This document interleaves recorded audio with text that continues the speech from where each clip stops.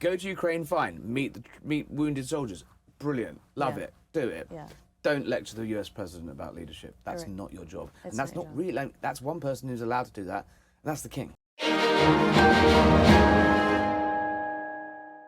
Hi all, Kinsey Schofield here, and I have hijacked the set of Harry Cole Saves the West, and I have a very special guest with me today. You'll never guess who it is. The Sun's editor-at-large, Harry Cole.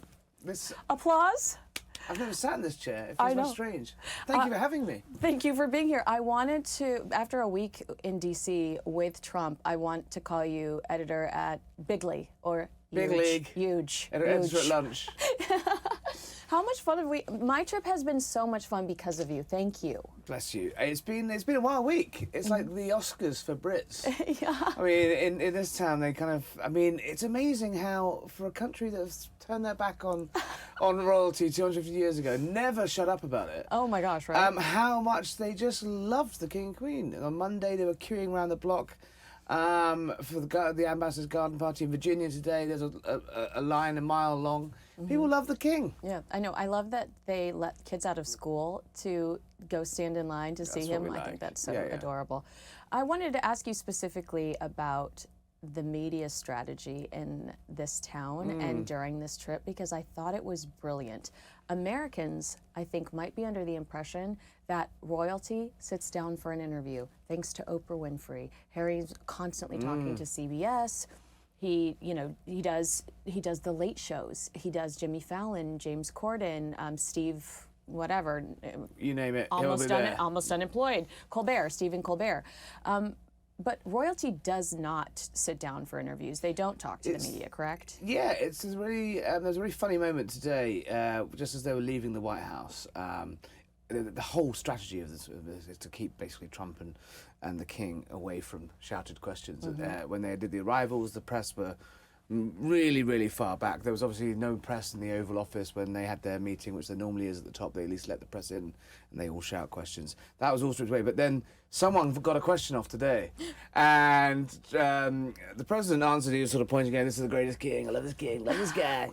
And then someone shouted a question to Charles, and he just did this sort of thing. He sort of mumbled very quietly, because he presumably knew the cameras wouldn't be able to pick it up. He sort of pretended he couldn't hear. Oh yeah. But this is he's never done. He doesn't do interviews. I think he did one interview when he was Prince of Wales about his mother, which was recorded when she was still alive. Well, he also didn't he do a Dimbleby interview that he got in trouble for? Yeah, he famously doesn't like royal correspondence. Yeah.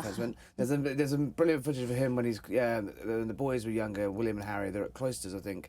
And they're standing, the hot mic gets him, and he's like talking about the BBC's royal editor, Nicholas Witchell. He's like, I hate that man, that ghastly man. And that was a really big story. But there's a fine balance for the royals. It is, you've got to be seen to be believed, but you can't ruin the magic. Right. They're always trying to walk that line. Yeah.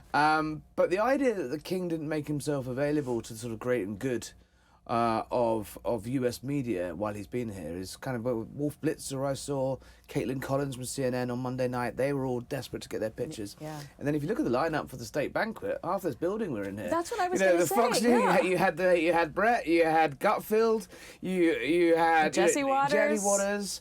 Everyone seemed to have been there. Yeah. So he definitely did meet some journalists. But yeah, you're right. He doesn't do interviews, but then.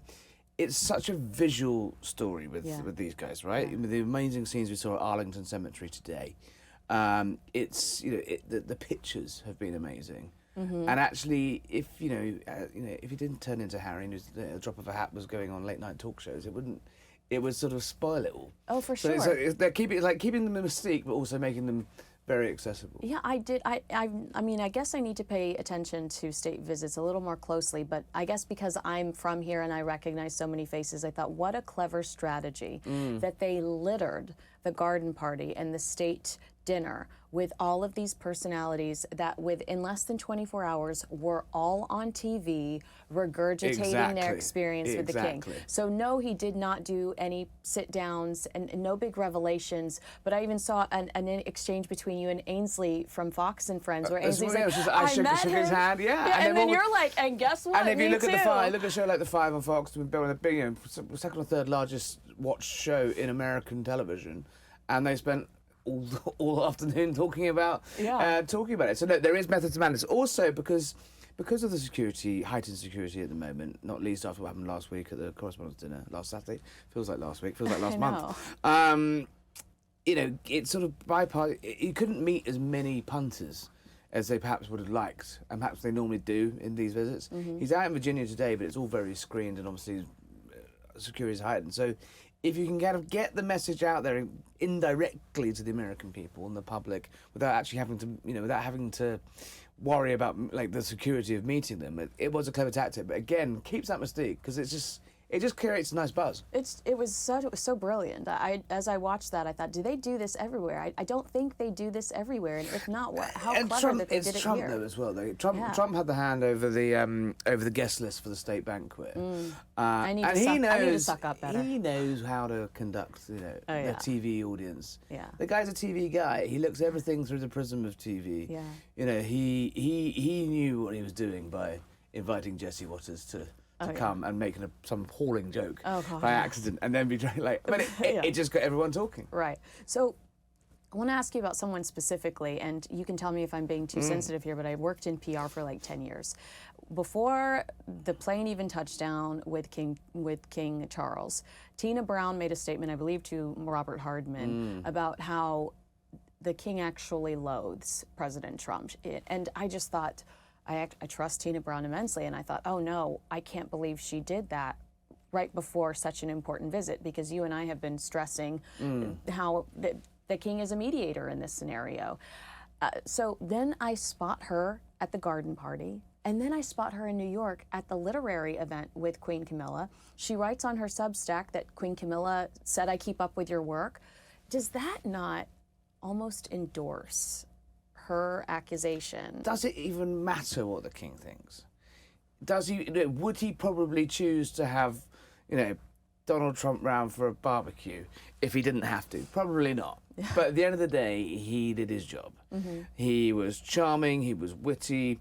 He packed a punch. He said exactly what he wanted to say to Congress. He had his key issues he wanted to hit on Ukraine, on NATO, on tolerance and understanding for other faiths, for the environment, for polar ice caps, you name it. He said his stuff, but he did it in a way that, was so professional. No, I think he had a nice time. When I saw him on Monday, he seemed to be having a nice time. I saw all the snippy reports before they arrived about the king doesn't actually want to come, he's only doing it for his government. That probably applies to a million things the king does.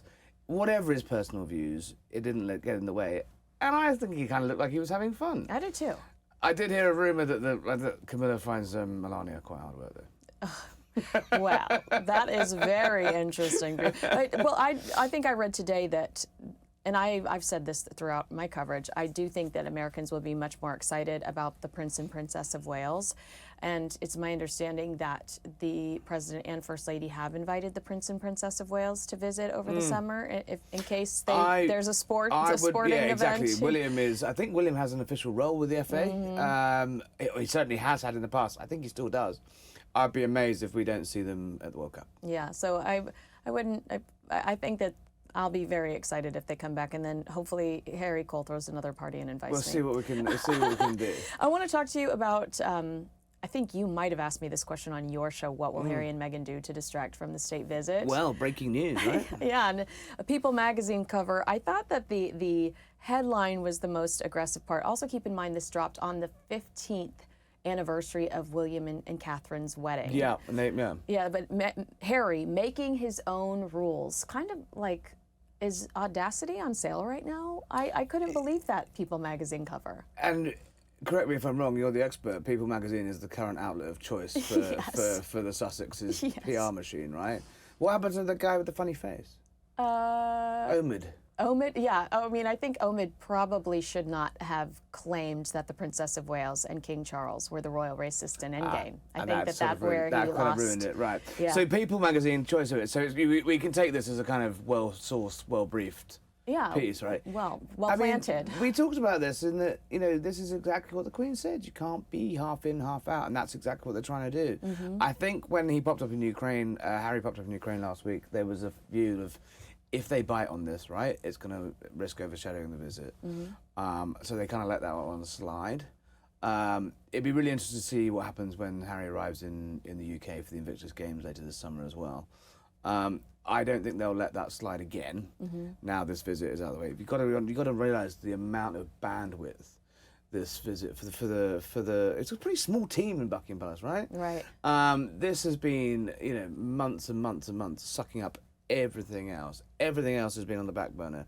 They were so meticulous in their planning for this visit that actually I think they'll return to other more thorny issues once this is out the way. And they've got what, 4 more hours on the United States. Yeah. I don't suspect he'll get away with another trip like Ukraine without there being some suggestion that maybe he should shut the up. Basically, like it's the go to Ukraine, fine. Meet wounded soldiers, brilliant, love it, do it. Yeah.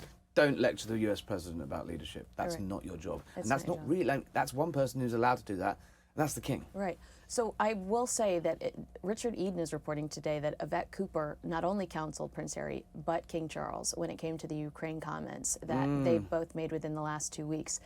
And in this People magazine piece, Harry and Meghan's team are basically saying the Queen understood what they were trying to do. The Queen, the late Queen would endorse what Harry's trying to do today. So do you have any fear that there is some sort of campaign to bring Prince Harry back into the fold? Look, I don't think anyone likes the current status quo. I think William and his relationship is pretty much balked. Done. But look, the king is old, right? The king is not, a spring chicken. He's been through a long illness. It is a sort of open, festering issue within the royal family. Is there an amicable way of this happening, and would they like to find that if there is? Yes. Are they going to see Harry return as a working royal? No. Can they find some form of happy medium? I'm not sure. If his repeated insistence on spaffing millions of pounds he doesn't really have on lawsuits that are at best dubious and at worst dangerous, because he looks like he's coming pretty close to perjuring himself in the Daily Mail case with those fruity texts, for sending those texts to someone he claims he didn't know and only met once. CG string.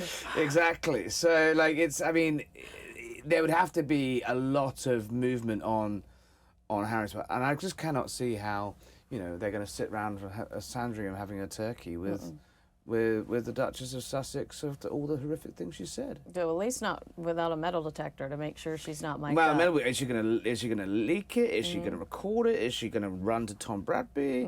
Like, is she? I remember reading that she was never even gonna bring the kids to the UK because she was paranoid they were going to be kidnapped by MI6. I've read like that. There's a long way to go. Yeah. And it has to. There is a way they could meet, but it would be meeting. I think not even in the middle. I think Harry would have to take the knee, to coin a phrase. I love that. I love that image personally. All right, so you and I've stressed a lot throughout the last but not least, you and I've stressed a lot throughout this trip that the King's working as a mediator between Prime Minister Keir Starmer and President Donald Trump. Britain's official terror threat level has been raised from substantial to severe this week. That by the time this airs, it'll be last week. But could this be a case where the UK might need the US's help sooner rather than later under a Prime Minister like Keir Starmer? Well, look, there's some horrific terror attacks happening in the United Kingdom, especially targeting the Jewish community of North London. There's been arson, there's been stabbings, there's been ambulances burnt, people being attacked in the street for just wearing headpieces. And Farage claims that it's because of the immigration, lax immigration policy. The president's made his views very clear on a lot of things. Keir Starmer, on British defences, on British immigration. I don't think that relationship's ever going to be fixed. But that was what was so important about the King being here. And we saw, and again, to go back to Arlington, that was the business end of what the special relationship means. Grave after grave after grave of troops that died in multiple wars next to each other, Brits and Americans fighting together. That's the sort of sharp end of it. And the president talked about this very movingly. He said, the redcoats and the rebels who were killing each other became the GIs and the Tommies who ultimately saved the West, to coin a phrase. There we go. Got to get that in. Nice plug.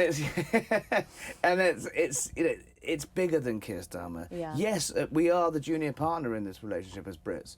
We need, it is a two-way street. We do have brilliant intelligence sharing and defence and security expertise and special forces trained together and all that. But for the, in space, in satellites, in under the sea, in the air, Americans do defend Britain, as they do other parts of mainland Europe. So the relationship is bigger than just politicians. So I think that's been really reaffirmed this week. But yeah, Starmer is in a tricky spot, and it's kind of the King's almost kind of showing him how it's done. Mm-hmm. There's just been a story just breaking now that as a sort of goodbye gift to Britain, the King the President has lifted the 10% tariffs on British exports of Scotch whisky. Oh wow! Into which we're down 4% since, and that's a massive in a low margin market. That's a big slump. America imports more. Is our single biggest importer of whiskey. This has been a running sore for the King because obviously he likes his Lafroig, and it's obviously an industry dear to his heart. Massive in Scotland. He's also he's big in Scotland too.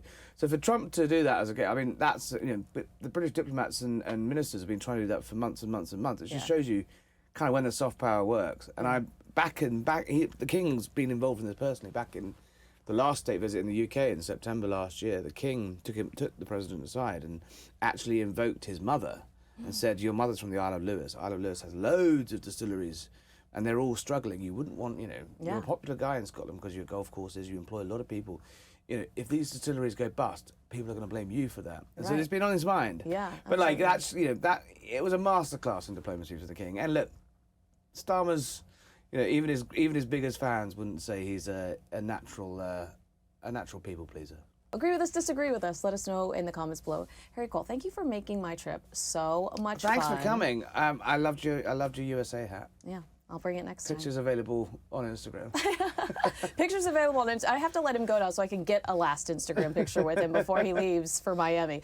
So make sure you like, subscribe, and share this video with a friend. And thanks for enjoying my DC trip with me. I'll see you guys next time. Bye.